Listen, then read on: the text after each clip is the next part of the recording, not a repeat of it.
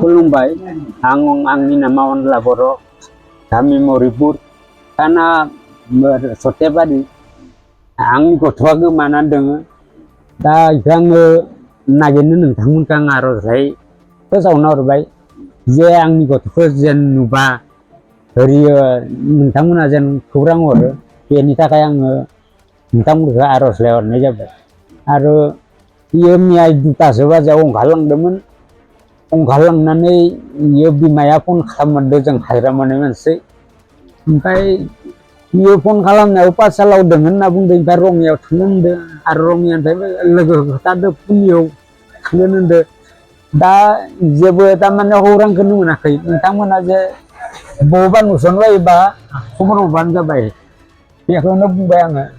ओमफ्राय बेसे क्लासाव फरायोमोन? क्लासा 9आव फरायोमोन बियो 9आव फरायोमोन बियो क्लासा। न'आव माबाफोर नांलायदोंमोन नामा? न'आव जेबो नांलायाखै जेबो नांलायनाय जायाखै। नांलायनाय जायाखै। ओमफ्राय दा बबाव थांदों होनना सानना लादों नोंसोरो? दा बबाव थांदों होनना माने पुलियाव ओरैयाव पाठसालानिफ्राय रङिया थांगोन होनदों लोगोनि सिगाङाव आरो ओमफ्राय गुवाहाटीनिफ्राय पुलियाव थांगोन नामा आरो होनदों दा नोंथांमोना ओरैबा खबर मोनबा खोथा हरबानो जाबाय।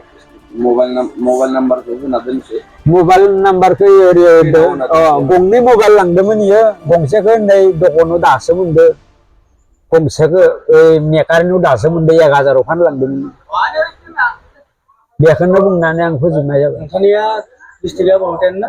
बरपेटा डिस्ट्रिक्टआ गामि मरिपुर पोस्ट अफिस रामपुर डेकापारा पिन 781375 एसेनोसै।